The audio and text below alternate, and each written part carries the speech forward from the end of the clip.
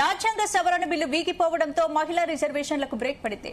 మహిళలు హక్కులు కాలరాశారంటూ NDA INT కూటమి నేతలు ఆరోపణలు చేసుకుంటున్నారు. 2023లో పాస్ అయిన మహిళా రిజర్వేషన్ బిల్లును అమలు చేయాలని కాంగ్రెస్ డిమాండ్ చేసింది. మరోసారి బిల్లు తెచ్చేందుకు మోడీ సర్కార్ ప్లాన్ చేస్తోందని తెలుస్తోంది. మహిళా రిజర్వేషన్ బిల్లు ఎందుకు వీగిపోయింది? పార్టీల వ్యూహాలేంటి? బిల్లుకు మోక్షం కలిగే అవకాశం ఉందా? బిల్లు వీగిపోవడంతో మహిళా రిజర్వేషన్లకు బ్రేక్ పడింది కాబట్టి ఇదే అంశంపై ఇవాళ డిఎన్ఏలో మనతో పాటు గెస్టులు కాల్వ సుజాత గారు కాంగ్రెస్ నుంచి, సుమిత్రా ఆనంద్ గారు బీఆర్ఎస్, అలాగే ఆమ్ ఆద్మీ పార్టీ నుంచి హేమ సుదర్శన్ గారు ఫోన్ లైన్లు సిద్ధంగా ఉన్నారు. నమస్తే అండి, వెల్కమ్ టు డిబేట్. ముందుగా కాల్వ సుజాత గారు మీరు ఏం చెప్తారు? మహిళా రిజర్వేషన్ బిల్లు ఎందుకు వీగిపోయింది? ఇదిగోండి, అసలు మీ ఛానల్ కి మన తోటి సోదరి మండలకు కూడా గుడ్ ఈవినింగ్ అండి, ప్రేక్షకులకు కూడా. యాక్చువల్లీ ఈ బిల్లు వీగిపోతుందని అందరికీ తెలిసినటువంటి విషయమే.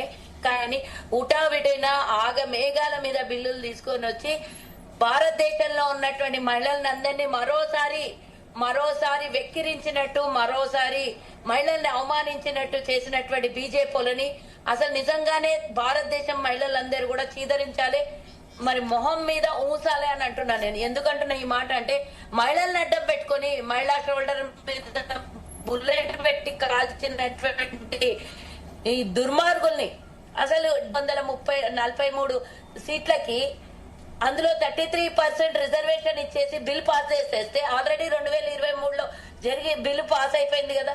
దానికి ఈ రోజు బిల్ పాస్ చేసుకుంటే నిజంగానే మీకు అంత మహిళల మీద చిత్తశుద్ధి ఉండి, మహిళలంటే గౌరవం ఉండి, మహిళల మీద చాలా అసలు మీకు ఎనలేని భక్తి, మహిళలంటే అసలు ప్రపంచంలోనే గౌరవించదగినట్టు, భూమాతకు ఎంత గౌరవిస్తామో మనం మహిళల్ని అంత గౌరవిస్తాం అనే విధంగా మీరు నిజంగానే రెస్పెక్ట్ ఇచ్చింటే గనక ఈ రోజు మహిళల్ని మీరు మీతో పాటు ఈక్వల్ గా చట్టసభల్లో కూర్చోవాలని నిజంగానే మీకు ప్రేమ, అభిమానం, గౌరవం ఉంటే గనక అదే బిల్లుని లేదా ఇంకా ఒక 10% ఇంకా ఎక్కువగా పెంచి, ఎన్నో దేశాలలో ఈక్వల్ గా బిల్లులు ఉన్నాయి, మహిళలకు సమానంగా ఉన్నాయి ఎన్నో దేశాలలో. మీరు నిజంగానే భారతదేశంలో మహిళల్ని గుర్తించాలి అనుకుంటే ఉన్నట్టుగా బిల్లు పాస్ చేసుకోవాల్సినటువంటి బాధ్యత మీ మీద కూడా ఉండే కదా. ఇప్పుడు ఈ 3 రోజులు సమావేశం పెట్టి బిల్లు పాస్ చేసినా ఎవరు అభ్యంతరాలు చెప్పకపోయేది. దానికి గంతకు బొంతకు ముడేసినట్టు 3 బిల్లులు ఒక చోట పెట్టేసి దాన్ని బిల్లులు ప్రజెంట్ చేసేసి చట్టసభల్లో దాన్ని ఆమోదం తెలుపుకోవాలనే ప్రయోగం ఏదైతే చేసిండ్రో వాంటెడ్లీ వాళ్ళకంతా తెలుసు. ఈ బిల్లు 2023లో పాస్ అయింది. 2023లో పాస్ అయిన బిల్లు ఇప్పటి వరకు అమలు చేయకపోవడానికి కారణం ఏంటి?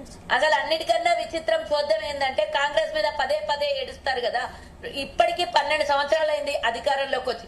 వాళ్ళకి అవసరం ఉన్నప్పుడు ఏవి కావాలంటే అవి అడ్డమైనవి కూడా అడ్డమైనవి ఈ మాట మాట్లాడొద్దేమో లైవ్ లో. కానీ నేను ఒక మాట చెప్తున్నా, డిమానిటైజేషన్ తీసుకొచ్చినప్పుడు నడి రోడ్డుల మహిళల్ని, ముసలోళ్ళని, పెద్దవాళ్ళని, పెళ్లిళ్ళు అయ్యేటటువంటి ఆడపిల్లల జీవితాలను నాశనం చేసి నడి రోడ్డు మీద నిలబెట్టినటువంటి దుర్మార్గుడైనటువంటి మోదీ డిమానిటైజేషన్ తెచ్చేటప్పుడు రాత్రి 8 గంటలకు బిల్లు పాస్ చేసుకున్నాడు. ఎవరు ఆమోదం తెలిపిండ్రు? ఎవరితో చర్చలు చేసిండు? నేను బ్లాక్ మనీ తీసుకొని వస్తానని, అందరి అకౌంట్లలో 15 లక్షలు వేస్తా అని, 2 కోట్ల ఉద్యోగాలు ఇస్తానని నమ్మబుచ్చి రకరకాలుగా బిల్లులు ఇష్టం వచ్చినట్ల పాస్ చేసుకున్నటువంటి మోదీ ప్రభుత్వము ఇప్పుడు నిజంగానే మహిళల మీద గౌరవం ఉంటే 316 ఆర్టికల్ ఎట్లా పాస్ చేసుకున్నారు? సుజాత గారు మీరు అనుకూలం అంటున్నారు కదా. సుజాత గారు, గతంలో మీరు అధికారంలో ఉన్నారు, 10 ఏళ్ల పాటు మీరు అధికారంలో ఉన్నారు, మరి మీరెందుకు పాస్ చేసుకోలేకపోయారు? అఫ్ కోర్స్ ఓకే, మోదీ సర్కార్ 10 ఏళ్లలో చేసుకోలేకపోయింది, ఇప్పుడు వచ్చి హడావుడిగా పెట్టారు బిల్లు అంటున్నారు. మరి మీరెందుకు అధికారంలో ఉన్నప్పుడు, మీరు 10 ఏళ్ళ అధికారంలో ఉన్నప్పుడు, యూపీఏ ప్రభుత్వం ఉన్నప్పుడు మహిళా బిల్లును మీరు ఎందుకు చేసుకోలేకపోయారు? ఎన్నిసార్లు అబ్జెక్షన్ జరిగిందో ఒక్కసారి మీరు గుర్తు ఎవరు అబ్జెక్ట్ చేశారు? ఇప్పుడు అబ్జెక్ట్ చేసిన వాళ్ళతోనే మీరు ఉంటున్నారు కదా. అబ్జెక్ట్ చేసిన వాళ్ళతోనే మీరు ఉంటున్నారు కదా. ఎవరైతే గతంలో అబ్జెక్ట్ చేశారో వాళ్ళే ఇప్పుడు ఇండియా కూటమిలో పార్టీలు. ఒక్క నిమిషం మీరు అడిగిన వాటికి సమాధానం చెప్పాలి కదా. క్వశ్చన్ మీద క్వశ్చన్ వేస్తే ఆన్సర్ ఎక్కడి నుంచి వస్తుంది? మేము ఎప్పుడైతే బిల్లు ప్రవేశపెట్టామో ఆ 33% అనేది కాంగ్రెస్ తీసుకొచ్చినటువంటి బిల్లే, కానీ ఎవరో తీసుకొచ్చిందో కాదు. అంతకుముందు కూడా వీళ్ళు 10 ఏళ్లు పరిపాలించారు కదా. నిజంగా చెప్పాలంటే ఎన్నోసార్లు కూడా బిల్లు వచ్చింది పోయింది. మహిళల దౌర్భాగ్యం ఏ పార్టీ అయితే ఈ రోజు మహిళలకు అన్యాయం జరిగింది. కాంగ్రెస్, బీజేపీ, ఇంకోట అనేది కాదు. మహిళా బిల్లు అనే వచ్చేసరికి రకరకాలుగా అడ్డంకులు వస్తాయి, రకరకాల వీళ్ళకి ఈ రోజు జనగణన గుర్తుకు రాలేదు. 2011లో చేసింది దాన్ని పట్టుకొని వచ్చి అదే 850 సీట్లు ఇస్తామని ఏ విధంగా అయితే మహిళల్ని ఈ రోజు ముందర కోడి కట్టేసి నువ్వు ఈ రోజు చికెన్ బిర్యానీ తిను అన్నట్టు మహిళలకు షోల్డర్ల మీద బుల్లెట్ పెట్టి ఈ రోజు బిల్లు తీసుకొచ్చినటువంటి దుర్మార్గులు ఎవరైతే ఏంది, అప్పుడు కూడా ఇండియా కూటమిలో ఉన్న వాళ్ళు ఉండొచ్చు, వ్యతిరేకించిన వాళ్ళు ఇంకొకళ్ళు ఎవరన్నా ఉండొచ్చు. మొత్తానికి మహిళా బిల్లులు రాకుండా చేసినటువంటి దుర్మార్గులు చాలా మంది ఉన్నారు. ఎక్కడైతే వివక్ష ఉందో భారతదేశంలో మహిళల మీద వివక్ష, మహిళల్ని తొక్కేయాలని, మహిళలు సమాన స్థాయిలో వారి పక్కన కూర్చొని చట్టసభల్లో ఉండొద్దు అనేది ఆలోచన ఉన్నటువంటి మగవాళ్ల రాజ్యంలో మహిళల్ని పడనిచ్చింది ఏనాడు కూడా లేదు. మీరంటున్నారు మహిళా బిల్లును పాస్ చేసుకునేది ఉండే అంటున్నారు. రాజీవ్ గాంధీ గారి హయాంలోనే జనరల్ బాడీ లోకల్ బాడీకి 33% రిజర్వేషన్ ఇచ్చింది ఎవరండి? మేమే కదా. ఒకటి మేము చేసుకుంటా పోయాం. కానీ వీళ్ళు 10 ఏళ్లు పూర్తి స్థాయిలో మెజార్టీతో అధికారంలోకి వచ్చినా, మూడోసారి గెలిచినా కూడా కనీసం మహిళల మీద సోయి లేకుండా, మహిళలంటే కనీసం గౌరవం లేకుండా, మహిళ ఇప్పుడు ఏమంటారంటే దేశం మొత్తం మీద మళ్ళీ కాంగ్రెస్ పార్టీని బదలాం చేస్తారంట, కాంగ్రెస్ కి పాపం తగులుతుంది అన్నట్ట. దుర్మార్గులైన మీరు మహిళా బిల్లును పాస్ చేయనీయకుండా 2-3 ముడిపెట్టి మహిళా బిల్లును ప్రవేశపెట్టి ఎందుకు ఉన్న పణంగా పాస్ చేసుకోకుండా, సరే అప్పుడు ఆమోదం కాలేదండి, మా హయాంలో ఆమోదం అవ్వలేదు, మరి మొన్న బిల్లు 2023లో పాస్ అయిపోయింది కదా, దాన్ని ఎందుకు ఇంప్లిమెంట్ చేయలేదు? అదే బిల్లుని ఇప్పుడు ఎందుకు పాస్ చేసుకోలేదు? మళ్ళీ ఇవన్నీ మోకాళ్ళకి బోడిగుండుకి జత కలిసినట్టు మళ్ళా 2 బిల్లులను ఎందుకు ఇందులో జత కలిపి పెట్టారు చెప్పండి. సరే అప్పుడు జరిగిందేదో జరిగింది. ప్రతి కాలానుగుణంగా ఒక్కొక్క సమయానికి ఒక్కొక్కటి జరుగుతుంది. మరి అప్పుడు జరిగింది. మరి ఇప్పుడు మీ హయాంలో మీరే మాట్లాడింది కదా, కాంగ్రెస్ హయాంలో జరగలేదు అన్నారు. మీ హయాంలో మరి చాలా మంచి పని చేసి చిత్తశుద్ధి ఉండింటే మహిళలకు బిల్లు పాస్ చేస్తుంటారు కదా. పాస్ అయిన బిల్లుని ఇంప్లిమెంట్ చేయడానికి దాన్ని ఇంకొకటి ఎందుకు జత కలిపారు చెప్పండి. 2026లో జరగాల్సినటువంటి సెన్సేషన్ ని తీసుకొని పోయి ఇప్పుడు అంతకు ముందే 11 నెలలకు ముందే ప్రవేశపెట్టి దాన్ని పాస్ చేయాలి. ఏది అది డీలిమిటేషన్ పాస్ అయితేనే మహిళా బిల్లు పాస్ అవుతుంది. అంటే మహిళలకు ఆటంకం ఏంది, మహిళలకు అడ్డేంది నాకు అర్థం కావట్లేదు. మహిళా బిల్లు అనే వరకు అడ్డంకి ఎందుకు వచ్చింది? మీరు పాస్ చేసిన ప్రతి బిల్లుకి ఏదో ఒకటి అడ్డం పెట్టి పాస్ చేసుకున్నారా ఇప్పటిదాకా? ఈ ఒక్క బిల్లు వచ్చేసరికి 196 ఆంక్షలు ఎందుకు? ఈ దాని మీద మేము లేవనెత్తింది మహిళా బిల్లు మీద మేము వ్యతిరేకం కాదు, కేవలం డీలిమిటేషన్. మా సౌత్ రాష్ట్రాలు అన్యాయం అయిపోదు, ఏవైతే చిన్న రాష్ట్రాలు తెలంగాణ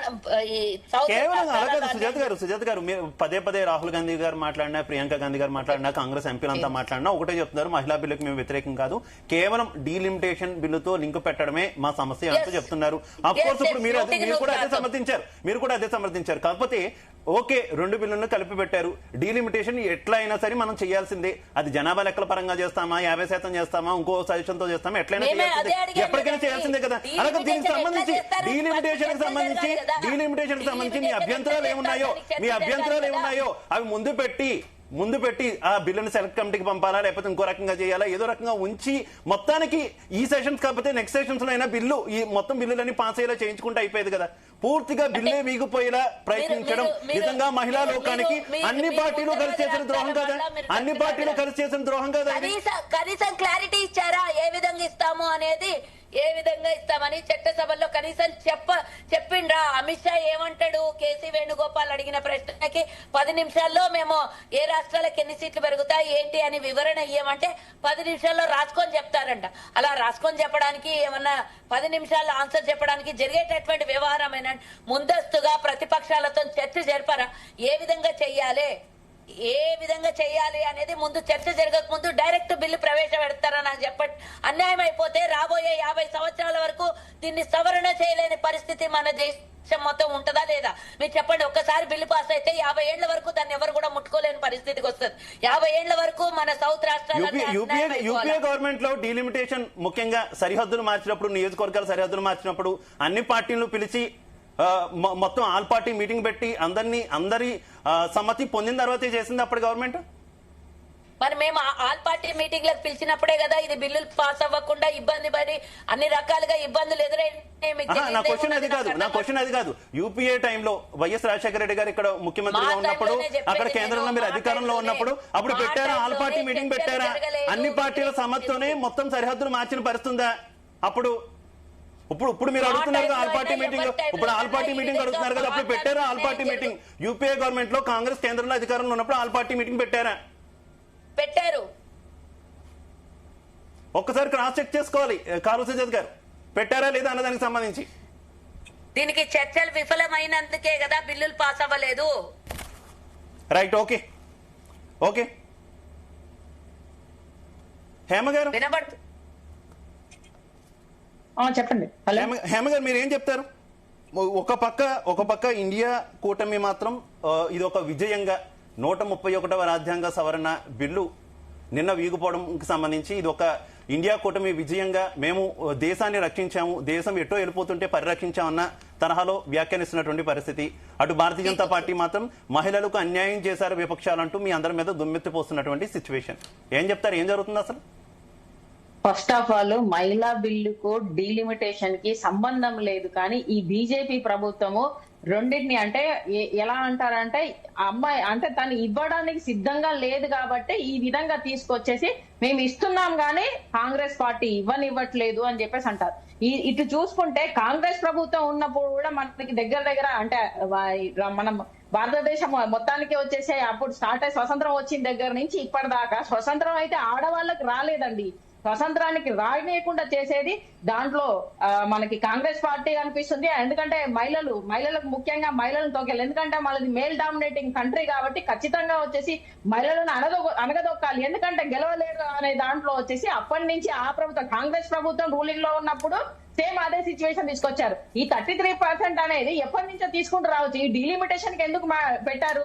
2023 సెప్టెంబర్ లో వచ్చేసి అమలు చేసిన అంటే దాన్ని ఆమోదించారు. కానీ దాన్ని అమల్లోకి తీసుకురావాల్సిన ఏంటిది చర్చ జరగాల్సింది పోయి దీనికి ఏంటి ఈ రోజు మేము ఇస్తున్నాము అన్నట్టుగా ఏదో మభ్యపెట్టి మేము చేస్తున్నాం అని డప్పు కొట్టుకొని, ఎందుకంటే బీజేపీ ప్రభుత్వం ఎప్పుడు డప్పులు కొట్టుకోవడంలో ఫస్ట్ ఉంటది కదా. మీ ఇది చేశారు అది చేశారు, ఆ ప్రభుత్వం ఇది చేసింది, మేము ఇది చేస్తాము, మాకు ఓట్లు వేయండి అని చెప్పేసి ఈ రోజున వచ్చేసి భారతదేశంలో వచ్చేసి బీజేపీ రూలింగ్ లోకి వచ్చిన తర్వాత అన్ని బూటకు మాత్రం జుమ్లా మాట్లాడుకుంటా ఈ రోజున వీళ్ళ మహిళా బిల్లును కూడా ఆ విధంగానే తీసుకొచ్చి మొత్తానికి మహిళా బిల్లును పక్కన పెట్టేసి అంటే కాంగ్రెస్ ప్రభుత్వం ఉన్నప్పుడు మహిళలకు అన్యాయం చేసింది, ఈ రోజున బీజేపీ ప్రభుత్వం కూడా మహిళలకు అన్యాయం చేస్తుంది.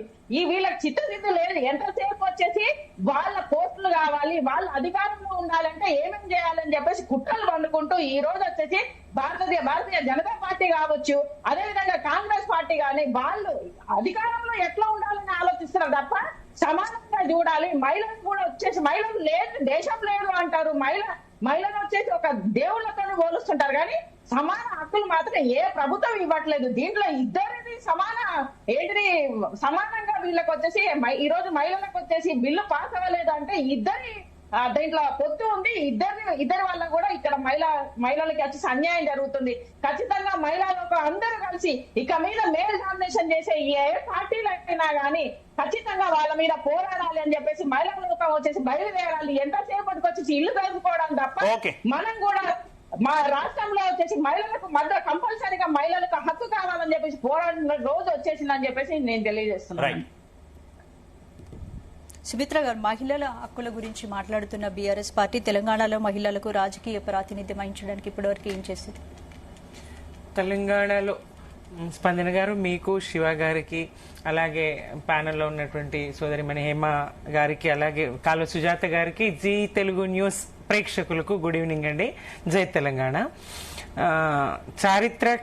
చారిత్రాత్మకమైన అడుగుగా ఈ మహిళా బిల్లును అభివర్ణించినటువంటి మోదీ గారు ఈ చారిత్రాత్మకమైన అడుగు కాదు, ఇది వామనుని అడుగు, బలిచక్రవర్తి తల మీద మోపినటువంటి వామనుని అడుగు అని మహిళా బిల్లు విషయంలో మరోసారి రుజువు చేసిండ్రు. మహిళల్ని మళ్లీ అణగదొక్కే ప్రయత్నం, అటకెక్కించే ప్రయత్నం చేసిండ్రు.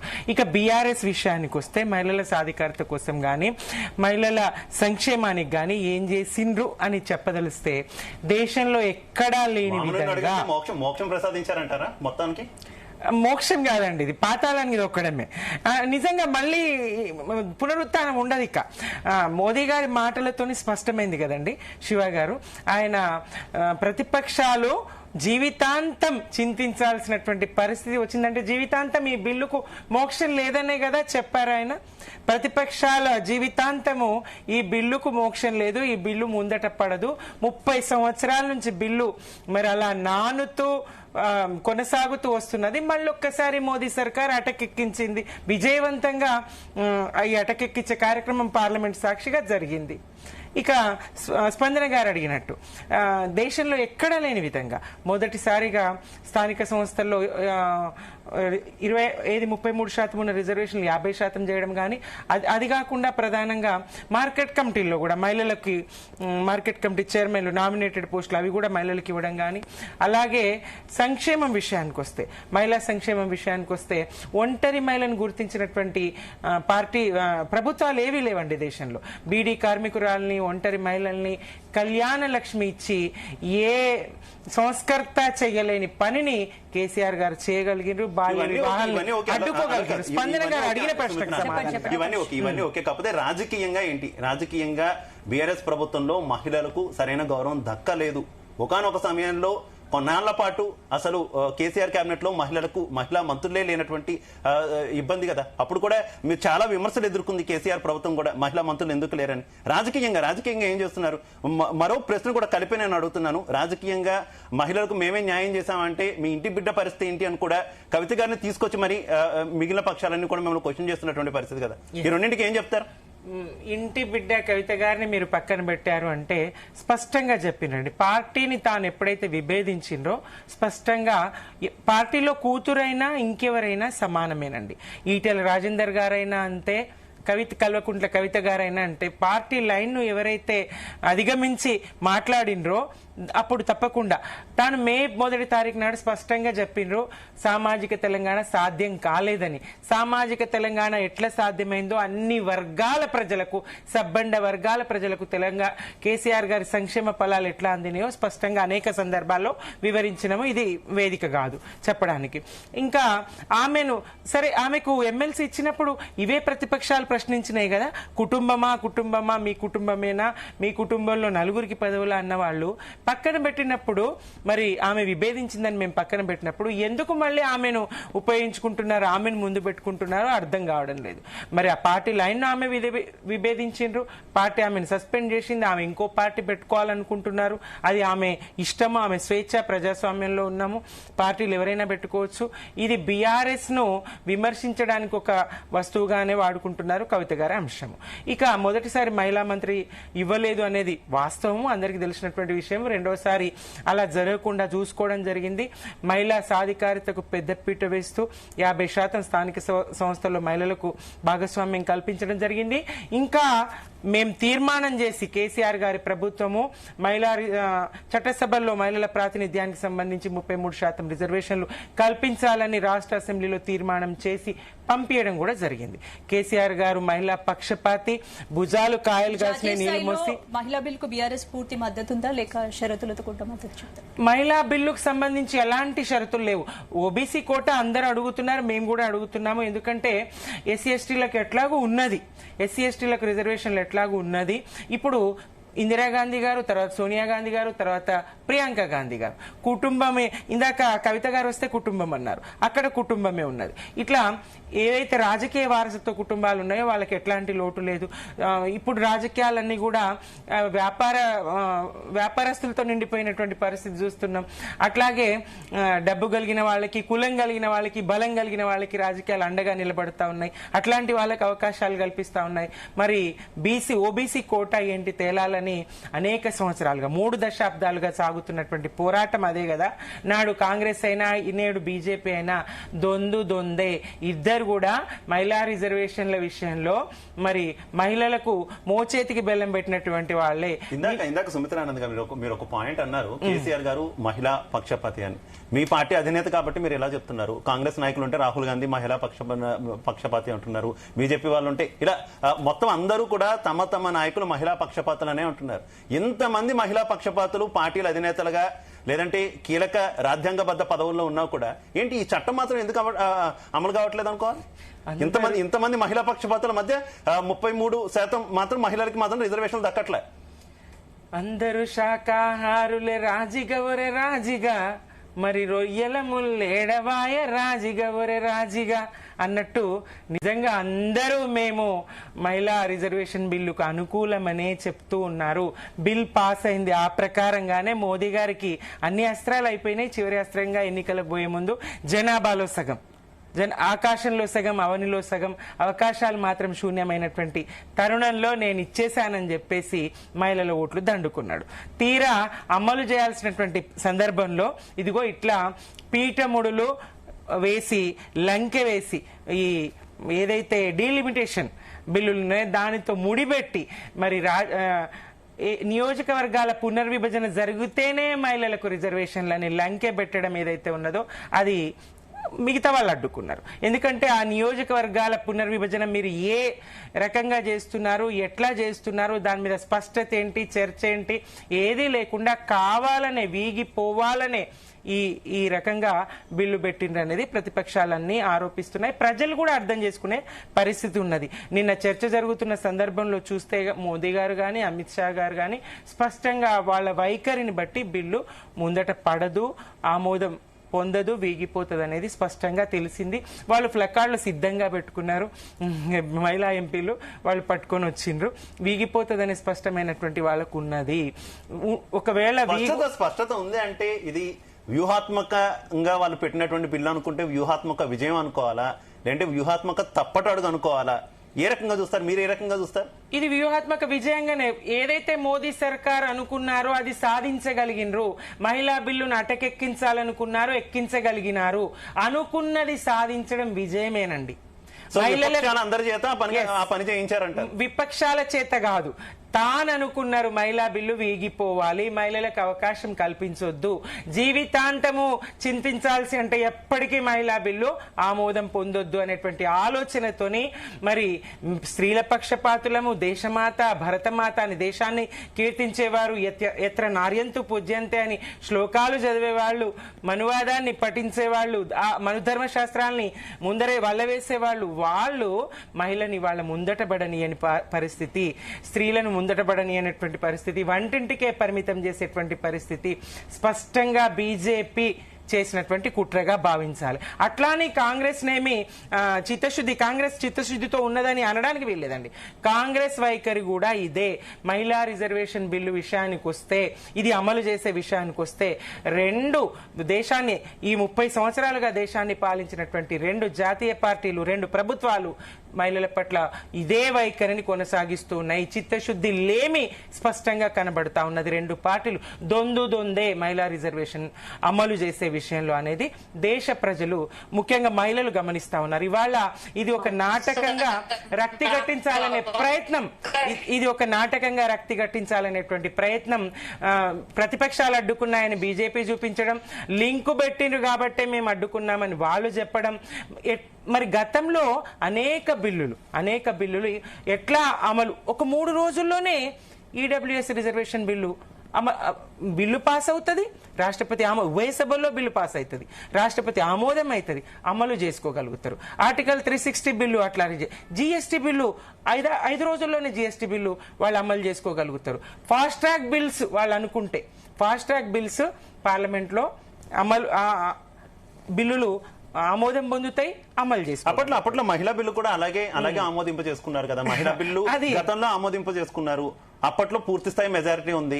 డీలిమిటేషన్ నిజంగా గనక అప్పటిదాకా గనక అప్పుడే టైం అయిపోయి ఉంటే, గత 10 ఏళ్లలోనే టైం అయిపోయి ఉంటే అప్పుడే చేసుకునే వాళ్ళేమో. కాకపోతే 2026 వరకు టైం ఉంది పెట్టినటువంటి పాజు. ఆ పాజు 2026లోనే పోతుంది కాబట్టి ఇప్పుడు పెట్టారు బిల్లు. కాకపోతే ఇప్పుడు వాళ్ళకి పూర్తి స్థాయి మెజారిటీ లేదు, అది సమస్య. ఇప్పుడు చివరి నిమిషం వరకు దీన్ని ఎందుకు కొనసాగించింది? పోనీ అప్పుడే బిల్లు పాస్ అయినప్పుడే వాళ్లకు పూర్తి స్థాయి మెజారిటీ ఉన్నప్పుడే అమలు ఎందుకు చేయలేదు? ఉన్న 543లోనే మహిళలకు ఇవ్వడానికి ఎందుకు ఈ పురుషాధిపత్య పార్టీలు జంకుతున్నాయి? మహిళల చట్టసభల్లోకి వస్తే, మహిళల ప్రాతినిధ్యం పెరిగితే ఈ పురుషాధిపత్య పాలకుల పప్పులు ఉడకవనేనా? ఎట్లయితే కుటుంబాలను, ఎట్లయితే సమాజాన్ని తీర్చిదిద్దుతున్నారో ఆ రకంగా మహిళలు దేశాన్ని తీర్చిదిద్దుతారనే విశ్వాసం వీళ్ళకి ఎందుకు లేదు? ఎందుకు మహిళలను మరి ప్రాతినిధ్యం కల్పించడంలో మహిళలకు ఈ పార్టీలో వెనుకడుగు వేస్తా ఉన్నాయి? ఇది దేశ మహిళ గమనిస్తా ఉంటుంది. సుజాత్ గారు మీ దగ్గరికి వస్తున్నాను. మహిళా బిల్లును ఓడించిన కాంగ్రెస్ పార్టీని ఓడించండి. లేటెస్ట్ గా ప్రధానమంత్రి నరేంద్ర మోదీ పిలుపు. ఏం చెప్తారు? అరే ఈయన చెప్పుడు ఏమైందండి? ఆయన చెప్పినంత మాత్రాన మరీ అవివేకులైతే లేరు కదా జనాలు. ఆయన చేయాల్సింది ఇందాక సుమిత్ర గారు చెప్పినట్టే ఆయన ఏమి చేయాలనుకున్నాడో అది చేసుకున్నాడు. ఆయనకు తెలుసు బిల్లు వికటించుకోకపోతుంది, అసలు పని చెయ్యదు అనేది తెలిసి ఆయన ప్రవేశపెట్టాడని. ఈ రోజు ఎంతమంది అన్ఎడ్యుకేటెడ్ గా ఉన్నారండి? అందరు ఎడ్యుకేటెడ్ గా ఉన్నారు. అందరికీ తెలుసు ఆయన దాన దండోపాయాలన్నీ ప్రయోగిస్తాడు. ఎన్నికలు వస్తే చెయ్యనటువంటి ప్రయోగం లేదు. మనం చూసినాం కదా 40 మందిని పాపం మూట కట్టుకున్నటువంటి ప్రధానమంత్రి ప్రతి ఎన్నికలకు ఏదో ఒక రకమైన స్టంట్ వేస్తాడు. ఒక్కొక్కసారి ఒక్కొక్క రకంగా ప్రాణాలు తీసేయడానికి ఎన్నికిపోయినటువంటి మోదీ ప్రభుత్వాలు ఈ రోజు మహిళలని నిజంగానే బతుకుండంగా ఈ జీవితం. అలాంటి ఆరోపణలు సుజాత గారు దయచేసి దేశ భద్రతకు సంబంధించినటువంటి విషయం, వాటిలో ఎలాంటి నిజానిజాలు లేనప్పుడు, సాక్ష్యాధారాలు లేనప్పుడు మనం వేగంగా న్యూస్ ఛానల్లో కూర్చొని భారత సైన్యం గురించి అమరులైనటువంటి వ్యక్తుల గురించి మాట్లాడడం కరెక్ట్ కాదు. దయచేసి అలాంటి విషయాలు తప్ప మీరు ఏదైనా రాజకీయంగా ఎలాంటి విమర్శలైనా చేసుకోండి. ఇన్ని రోజులైనా 6 సంవత్సరాలైనా దాన్ని ఇంతవరకు ఛేదించలేకపోయిందంటే ఎవరిది విఫలమో? ఎన్నో అడ్డమైనటువంటి చెత్త అన్ని తీసుకొని వచ్చి చేస్తారు కదా. ఇన్ని రోజులైంది చనిపోయినటువంటి దగ్గరికి ఎలా వచ్చింది అంత పెద్ద మందు పాత్ర? ఎలా వచ్చింది, ఎలా చనిపోయారు అనేది కనీసం ప్రభుత్వానికి తెలియకుండా జరుగుద్దండి ఇంత పెద్దది. ఎంతో మంది చెప్పిండ్రు ఆల్రెడీ. కాశ్మీర్ గవర్నర్ చెప్పిండు, మీకు గుర్తుందో లేదో, అన్ని తెలిసే చేసిండ్రు, అన్ని చేసిండ్రు అని చెప్పి. అంటే యూపీఏ గవర్నమెంట్ టైంలో పేలినటువంటి బాంబు పేర్లని కూడా యూపీఏ గవర్నమెంట్ కి తెలిసే జరిగినాయి. అప్పుడు జరిగినాయి అన్ని కూడా మీకు తెలిసే జరిగినాయా? అప్పుడు జరిగిన బాంబు పేలులన్నీ, హైదరాబాద్ లో జరిగిన బాంబు పేలులు కావచ్చు, ముంబైలో జరిగిన పేలులు కావచ్చు, అన్ని మీకు తెలిసి జరిగినవేనా? ఈ కరెక్ట్ కాదు కదా. నేను దయచేసి చెప్తున్నా, మీరు రాజకీయ ఆరోపణలు ఏమైనా చేసుకోండి, భారత సైన్యాన్ని అమరవీరుల్ని తీసుకురావద్దు. నా రిక్వెస్ట్ అంతే. నెపం వేయట్లేదు. అంత పెద్ద దుర్ఘటన జరిగితే ప్రభుత్వం ఎందుకు పట్టించుకోకుండా ఇప్పటి వరకు 6 సంవత్సరాలు 7 సంవత్సరాలు దాటిపోయినా దాన్ని ఛేదించలేకపోయింది? మీరు అంటున్నారు కదా కాంగ్రెస్ ఆయనలో జరిగినటువంటి పేలుళ్ల గురించి. అందులో కూడా ప్రజ్ఞా సింగ్ ఠాకూర్ బాంబేలో జరిగినటువంటి పేలుళ్లో బీజేపీ ఎంపీ ఉందా లేదా? ఆమె కేసు ఈ మధ్యనే కొట్టేసిర్రా లేదా? నాకు చెప్పండి. ఆమెకేం సంబంధం లేదని అక్కడ దొరికినటువంటి న్యాయమూర్తులు కొట్టేసిన కేసులు మేము మనం మాట్లాడకూడదు కాళోజీ సుజాత గారు. దయచేసి కోర్టులో కొట్టేసినటువంటి అంశాలు కావచ్చు, కోర్టులో కొట్టేసినటువంటి అంశాల మీద మనం ఆరోపణలు చేయొద్దు. మీకు ఆ తీర్పుతో విభేదిస్తే ఓకే, తీర్పుతో విభేదించవచ్చు, కానీ కోర్టులో కొట్టేసినటువంటి తీర్పుల మీద దయచేసి మీరు ఆరోపణలు చేయొద్దు. మాట్లాడాలి. Continue please. కొట్టేపించుకున్నారా లేదా? గుజరాత్ లో జరిగినటువంటి అల్లర్లు అంత జరిగితే అంత మందిని ఊచకోత కోసి చంపేస్తే కూడా ఏమీ లేకుండా క్లీన్ చీట్ తో బయటికి వెళ్ళింది కదా. ఇవన్నీ వాళ్ళకి అన్ని వీళ్ళు ఏం కావాలంటే అది చేసుకుంటారు. దాంట్లో ఎలాంటి సంశయం లేదు. వాళ్ళకి కావాల్సినట్టుగా వేలాది మందిని పొట్టన పెట్టుకున్నటువంటి చరిత్ర వాళ్ళిద్దరు దేశాన్ని నమ్మేస్తున్నారు, ఇంకో 2 కొంటున్నారు. దీంట్లో ఎలాంటి సంకోచం లేదు. మనం డిబేట్లలో మాట్లాడాలి. ఇవి మాట్లాడకపోతే జనాలకు తెలియదు వీళ్ళు చేస్తున్నటువంటి మోసం. ఈ రోజు మహిళలకు జరిగినటువంటి అన్యాయము ఇందాక సుమిత్ర గారు చెప్పినట్టు ఇంకా జీవితాంతం పశ్చాత్తాపడాలి అనంటే జీవితాంతం మీకు బిల్లు రాదు. మీ సాగు మీరు ఇట్లానే చావండి.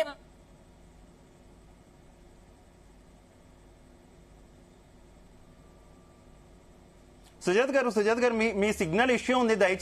దయచేసి కుదిరితే కారు ఒక చోట స్టాప్ చేసి మాట్లాడడానికి ట్రై చేయండి. నేను మళ్ళీ మీ దగ్గరకు వస్తాను. హేమ గారు, మహిళలంటే అణగదొక్కేస్తాం. మహిళలు ఎంతమంది ఆడపిల్లలు ఈ రోజు వాళ్ళు పరిపాలిస్తున్నటువంటి రాష్ట్రాలలో మహిళలకు ఎక్కడైనా భద్రత ఉన్నదా? వాళ్ళు మహిళల్ని గౌరవిస్తారని మనం అనుకోవడం. సుజాత్ గారు మీ సిగ్నల్ వీక్ గా ఉంది. దయచేసి కుదిరితే ఒక చోట కారు ఆపి మాట్లాడడానికి ప్రయత్నించండి ప్లీజ్.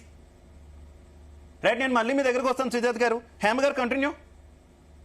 ఈ రోజు అసలుకి ఇప్పటి వరకు ఈ బీజేపీ ప్రభుత్వం వచ్చిన దగ్గర నుంచి మహిళల మీద ఎలాంటి అత్యాచారాలు జరుగుతున్నాయో మనందరికి తెలుసు. బీజేపీ ప్రభుత్వానికి మణిపూర్ లో చూసుకుంటే ఆడవాళ్ళను అర్ధనగ్నంగా ఊరేగించినా గానీ ఇప్పటికి కూడా దాని మీద మాట్లాడిన ఈ బీజేపీ ప్రభుత్వము ఈ రోజున వచ్చేసి మనకి దగ్గర బీజేపీ ప్రభుత్వం వచ్చిన తర్వాత మాక్సిమం 50,000 నుంచి 60,000 మంది ఆడవాళ్ళు మిస్సింగ్, దాంట్లో చిన్న పిల్లలు మిస్సింగ్ అయిపోయారు.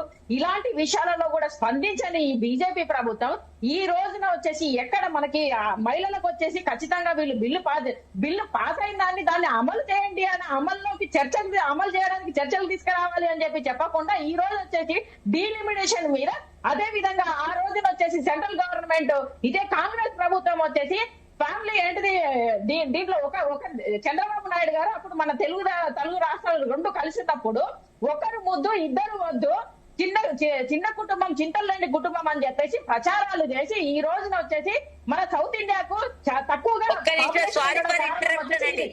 Sorry for interruption. ఒక చిన్న మాట చెప్తా, మీరే మాట్లాడండి. ఇదే చంద్రబాబు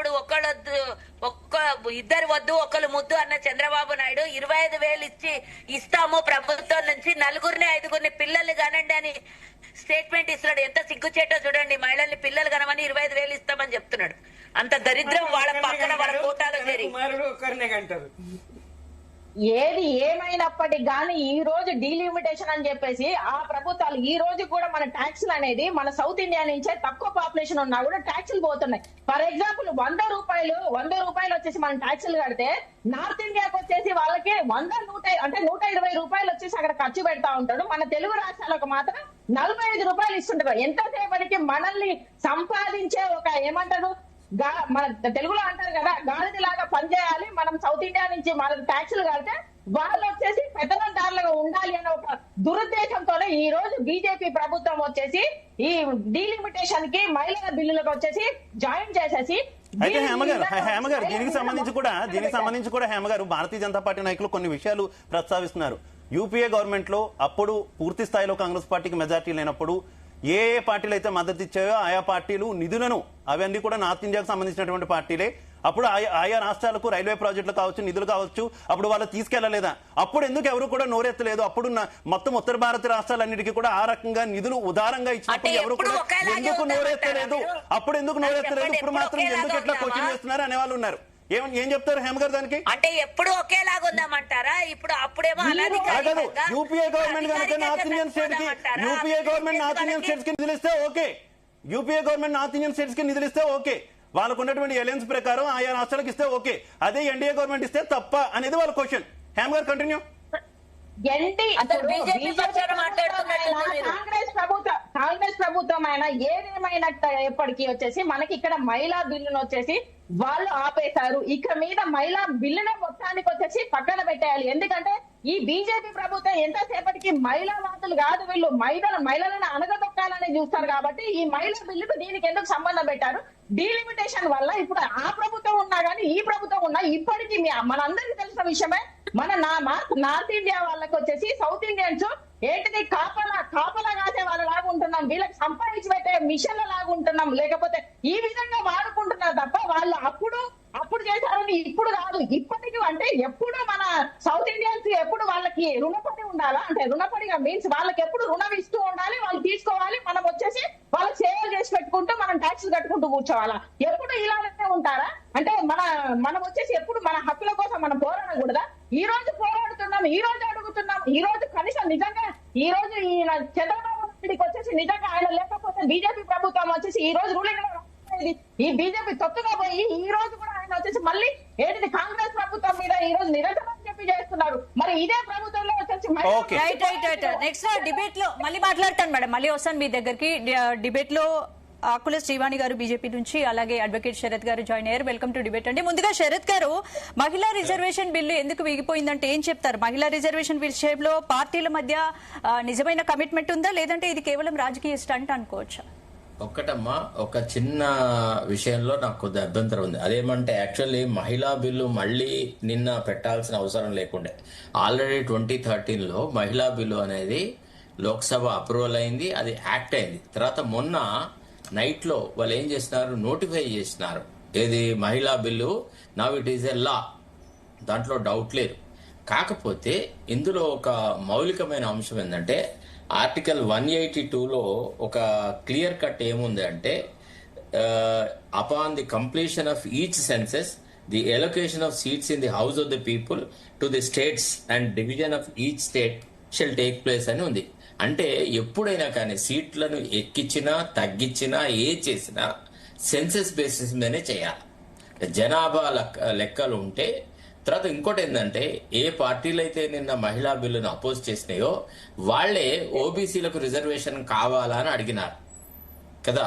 ఓబీసీలకు చాలా అన్యాయం జరుగుతుంది, వాళ్ళకు రిజర్వేషన్ ప్రొవైడ్ చేయాలా అనే మాట మాట్లాడే వాళ్లే ఏం చేసినారు, నిన్న బిల్లును వీగొట్టినారు. అసలు భారతీయ జనతా పార్టీ డైరెక్ట్ గా ఒకవేళ నోటిఫై చేసి ఉంటే ఏది ఇప్పుడున్న పార్లమెంటు స్థానాలకే మహిళా రిజర్వేషన్ బిల్లును అమలు చేసినా చేయగలుగుతుండే. వాళ్ళు ఏమనుకున్నారు అని అంటే మహిళా బిల్లుతో గనక దీన్ని జత చేస్తే రేపు మహిళల లోపల మాకు చెడ్డ పేరు వస్తుంది అనేటువంటి ఆ భయంలో కొందరిని మా వైపు వినోవర్ చేసుకొని ఇటు ఈ జనగణకు ప్లస్ మహిళా బిల్లుకు రెండింటికి అప్రూవల్ తీసుకుందామనే ఒక రాంగ్ క్యాలిక్యులేషన్ లో వెళ్ళిపోయినారు. ఇది ఒక యాంగిల్. ఇక రెండు, ఎవరయ్యా ఈ మహిళా బిల్లును అపోజ్ చేసినారంటే కుటుంబాలు వాళ్ళ భార్యలను, పిల్లలను, కోడళ్లను, బిడ్డలను రాజకీయాలలోకి దించి రాష్ట్రాల సంపదను దోచుకోవడానికి అలవాటు పడ్డ చవటలే అపోజ్ చేస్తున్నారు మహిళా బిల్లుని. మహిళా లోకానికి తీరని అన్యాయం చేస్తున్నారు. ఇప్పుడు నేను మీకు ఒక్కొక్క కుటుంబంలో వచ్చి తీసి చూపెడతానమ్మా. ఫస్ట్ కాంగ్రెస్ లోకి పోదాం. కాంగ్రెస్ లోకి పోతే సోనియా గాంధీ ఒక ఎంపీ, ఆమె బిడ్డ ప్రియాంక గాంధీ ఒక ఎంపీ. వాళ్ళిద్దరింట్లో ఇద్దరు మహిళలు వచ్చేస్తున్నారు కదా. ఆ తర్వాత వాళ్ళ కొడుకు రాహుల్ గాంధీ లోక్సభలో ప్రతిపక్ష నాయకుడు. ఆ తర్వాత ఎవరమ్మా, సుప్రియా సూలే, ఈమెవరు మహారాష్ట్ర మాజీ ముఖ్యమంత్రి శరద్ పవార్ కూతురు. ఆ తర్వాత కుమారి శైలజ, ఈమె దల్బీర్ సింగ్ కూతురు. డింపుల్ యాదవ్ ఎవరు, అఖిలేష్ యాదవ్ భార్య. తర్వాత మిస్సెస్ భారతి ఎవరు, డాక్టర్ ఆఫ్ లల్లూ ప్రసాద్ యాదవ్. ఇట్లా దగ్గుబాటి పురేందరేశ్వరి. రాజకీయాలతో ఏం సంబంధం అమ్మ వీళ్ళకి? కుటుంబాలను తీసుకువచ్చి రాష్ట్ర సంపదలను దోచుకోవడానికి అలవాటు పడ్డ వీళ్ళ కుటుంబాలు తప్ప వేరే ఎవరైనా వస్తే, మహిళలకు ఎక్కువ ప్రాధాన్యత వస్తే వాళ్ళ ఈ దోపిడీ జరగదు అనేటువంటి ఒక చాలా దీర్ఘమైన ఆలోచన చేస్తున్నారు. గతంలో కూడా ఇదే ములాయం సింగ్ యాదవ్ అపోజ్ చేసినాడు మహిళా బిల్లును పెట్టినప్పుడు, ఇదే లల్లూ ప్రసాద్ యాదవ్ అపోజ్ చేసినాడు. ఓబీసీ రిజర్వేషన్లు, హారిజాంటల్, అది ఇదని చెత్త వీరతవాదం తీసుకొచ్చినాడు. తర్వాత చూడండి మీకు చెప్తాను, బాన్సురి స్వరాజ్ ఎవరు, సుష్మా స్వరాజ్ కూతురు. పూనం మహాజన్ ఎవరు, ఇంతకు ముందు కేంద్రంలో మంత్రి ఉండే మహాజన్ గారి కూతురు. తర్వాత next Naveen Rana, wife of MLA Ravi Rana. ఇట్లా మనం రీజనల్ పార్టీస్ లోకి వస్తే డిఎంకే కరుణానిధి కూతురు కనిమౌలి. తర్వాత నెక్స్ట్ అమ్మా, నేను ఇవన్నీ చూసినాను, దయానిధి మారన్ ఎవరు డిఎంకే కుటుంబంలో సభ్యుడు. తర్వాత కే కవిత. ఎవరమ్మా వీళ్ళంతా? వీళ్ళకు రాజకీయాలతో ఏం సంబంధం? ఎక్కడి నుంచి వచ్చినారు వీళ్ళంతా? ఎట్లా వీళ్ళ కుటుంబాలు? ఇవాళ మన రాష్ట్రంలో కనుక మీరు పంచాయతీ ఎన్నికలు, మొన్న జరిగిన మున్సిపాలిటీ ఎన్నికలు చూస్తే మన మంత్రుల కుటుంబాలకు సంబంధించిన వాళ్ళు.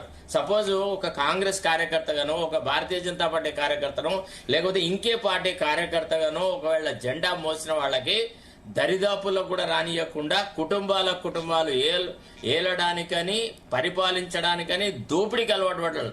మీరు గనక మొత్తం ఇక్కడి నుంచి అక్కడి వరకు భారతదేశంలో ఉన్న రీజనల్ పార్టీస్ అన్ని చూస్తే 7-8 మంది సభ్యులు ఒక రాష్ట్రం నుంచి శాసనసభ కన్నా ఎన్నికైనారు, పార్లమెంట్ కన్నా ఎన్నికైనారు. వీళ్ళు దీన్ని సెన్సెస్ అనే దాన్ని తీసుకువచ్చినారు, డీలిమిటేషన్ తీసుకువచ్చినారు అని ఒక కుంటి సాకును పెట్టేసేసి నిన్న మహిళా బిల్లును సర్వనాశనం చేస్తున్నారు. అంతేకాదు భవిష్యత్తులో మళ్ళా మహిళా బిల్లు తీసుకురావాలంటే చాలా అవరోధాలు సృష్టించేటువంటి వ్యవహారం చేస్తారు.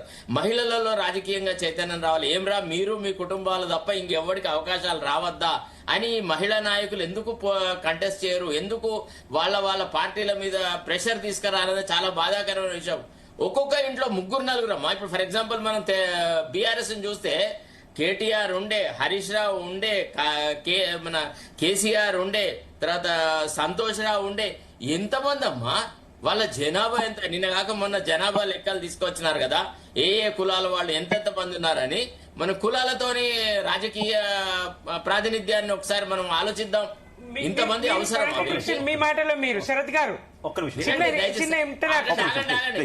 మేడం ప్లీజ్, మీరు నేను చెప్పినాక మీరు మాట్లాడండి. నేను అనేది అయితే ఈ కుటుంబ పాలనను తీసుకువచ్చి దేశం మీద రుద్దడానికి అలవాటు పడ్డ రీజనల్ పార్టీస్ అన్నిటికీ గోకినట్టు అవుతుంది. వీళ్ళకే చాలా బాధ ఉంది.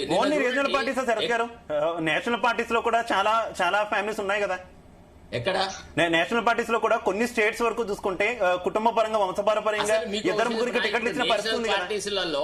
నేషనల్ పార్టీస్లలో ఒక భారతీయ జనతా పార్టీ దాదాపుగా అన్ని రాష్ట్రాల్లో ఉంది. ఆ తర్వాత నెక్స్ట్ నేషనల్ పార్టీ అంటే కాంగ్రెస్.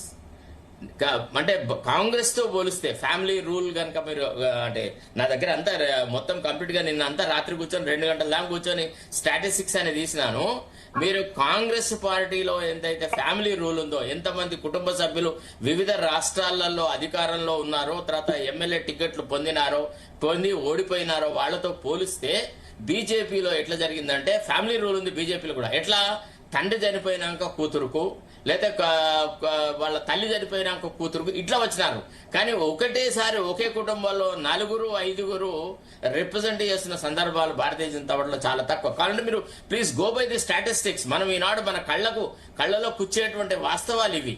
అయితే ఇట్లాంటి వాళ్ళందరూ కలిసేసి ఒక రకంగా ఏం చేస్తున్నారు, నిన్న ఒక 3rd క్లాస్ రాజకీయం ఆడి మహిళా లోకాన్ని వంచినారు. అయితే వీళ్ళకి భయం ఏంటంటే అవినీతి అనేది మహిళల ప్రాధాన్యత ఎక్కువ ఉంటే, రాజకీయాలలో వీళ్ళ ప్రమేయం అంటే ఎక్కువ ఉంటే తక్కువ ఉంటది కంపేర్ టు మేల్ పర్సన్స్. మనం రాజకీయాలలో చూస్తున్నాం చాలాసార్లు, మేల్ రాజకీయ నాయకులు ఎంతైతే అవినీతి పాలవుతారో అంత మహిళలు చేయరు. కాబట్టి వీళ్ళకి అది భయము. లోపల ఒకటి పెట్టుకున్నారు, పైకి ఒక గేమ్ ఆడినారు. నిన్న అంత ఎట్లాంటి వాళ్ళు జమైనారంటే నిన్న వీళ్ళలో ఎంత రాజకీయాలమ్మా. ఇప్పుడు ఫర్ ఎగ్జాంపుల్ ఎంఐఎం ఉంది, అది అపోజ్ చేసింది. ఎంఐఎం ఏంటిది, అది కుటుంబ పార్టీ కాదా?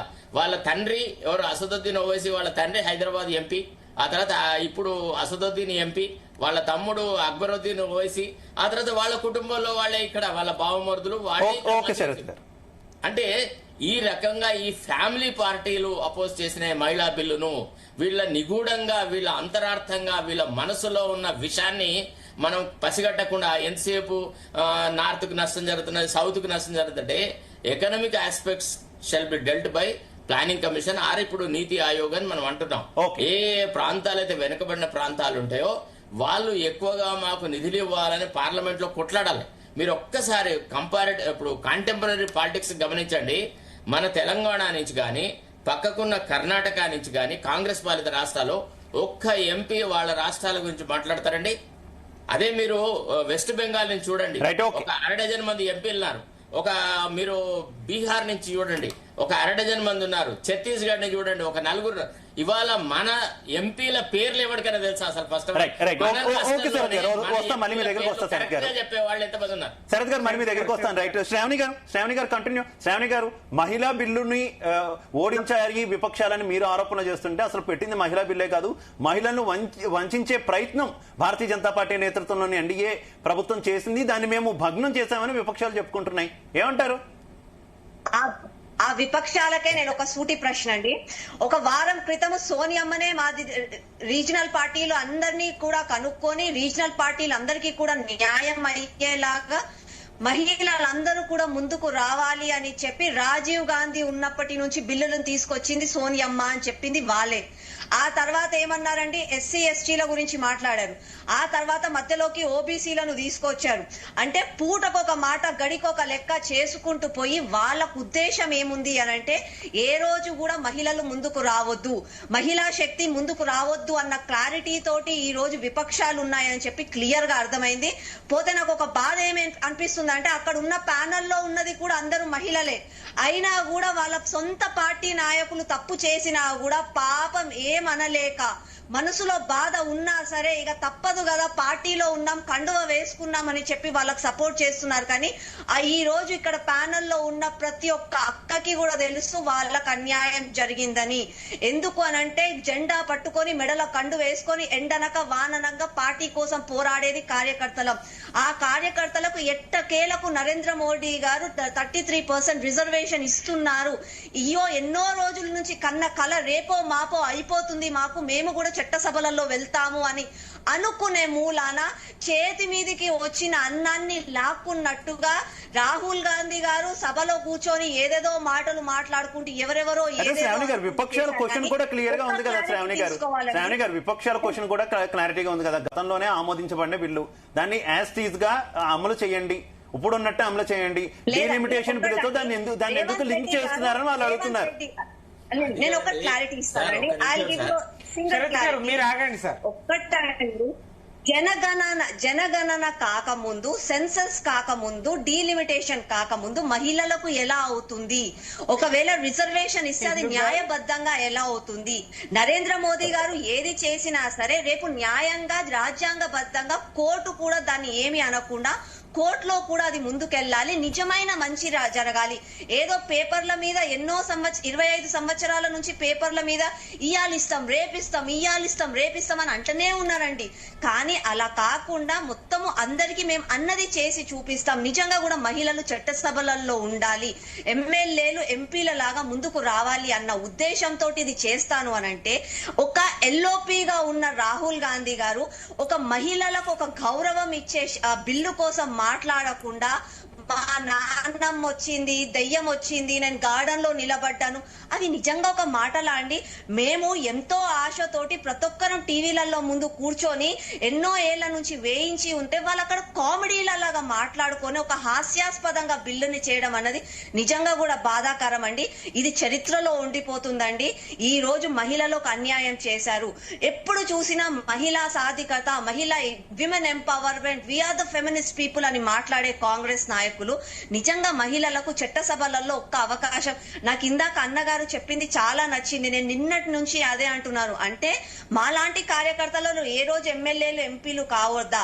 ఎమ్మెల్యేలు ఎంపీలుగా చట్టసభలలో పోవాల్సింది కేవలం సోనియా గాంధీ, ప్రియాంక గాంధీ, కనిమురళి ఇట్లాంటి వాళ్ళేనా?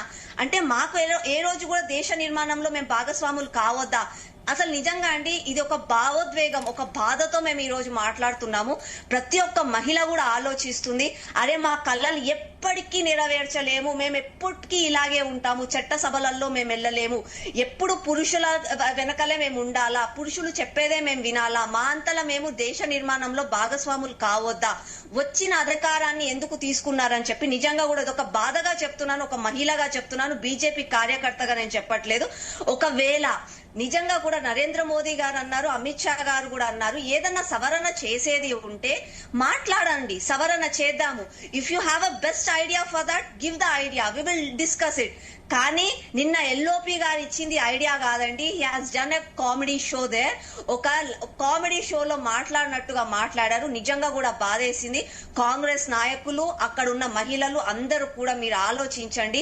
ఈ రోజు వాళ్ళు వ్యతిరేకంగా చేసింది బీజేపీకి కాదు, వాళ్ళు వ్యతిరేకంగా ఓటేసింది ప్రతి ఒక్క మహిళకు, వాళ్ళు వ్యతిరేకం చేసింది, మోసం చేసింది మనకు, మన మహిళా జాతికి. మహిళా శక్తి అని మాట్లాడుకునే మనకి వాళ్ళు అండగా నిలవకపోతే మనం ఎందుకు వాళ్ళ గురించి ఆలోచించాలి? ప్రతి ఒక్కరు ఆలోచించండి. ఇది నేను నిజంగా బాధతోటి మాట్లాడుతున్నాను. థ్యాంక్ యూ అండి, thank you so much. Sorry, I'm leaving. Thank you. సోదరిమణి చాలా బాధ తప్త హృదయాలతో మాట్లాడుతోంది.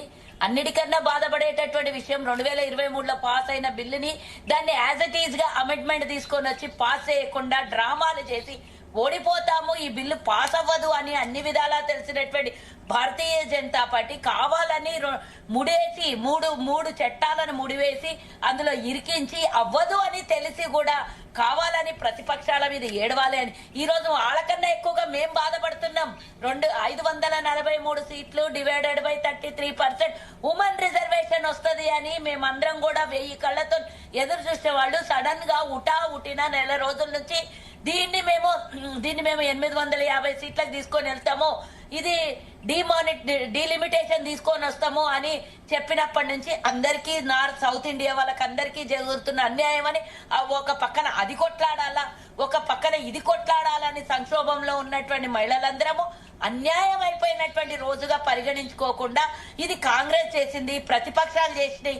అసలు ప్రతిపక్షాలకి ఈ బిల్లుకి ఏం సంబంధం అండి? ఈ బిల్లుకి అందరు ఆమోదం తెలిపారు కదా 23లో. ఆమోదం తెలిపిన బిల్లుని యాజ్ ఇట్ ఈస్ గా పాస్ చేసుకోకుండా దాన్ని కావాలని 26లో జరిగే సెన్సేషన్ కి ఇప్పుడు ఎందుకు ముడిపెట్టిండ్రు అంటారు. మరి ఎందుకు హుటాహుటిన 3 రోజులలో ఈ బిల్లు ప్రవేశపెట్టిన పదే పదే అడుగుతుంటే చర్చలు లేవు, దీని మీద డిస్కషన్స్ ప్రతిపక్షాలతో కూర్చొని మాట్లాడింది లేదు. ఎక్కడ కూడా దీని గురించి చర్చలే జరగకుండా ఇంత పెద్ద బిల్లు ప్రవేశపెట్టేటప్పుడు దీని మీద ఏ విధంగా తీసుకెళ్లాలి అని మరి ఆవిడ ఏమంటుంది? ఓకే సుజాత్ గారు నేను మళ్ళీ మీ దగ్గరకు వస్తాను. ప్రస్తుతం భారత ప్రధానమంత్రి నరేంద్ర మోదీ జాతిని ఉద్దేశించి ప్రసంగిస్తున్నారు. ప్రత్యక్ష ప్రసారం ద్వారా వీక్షిస్తారు.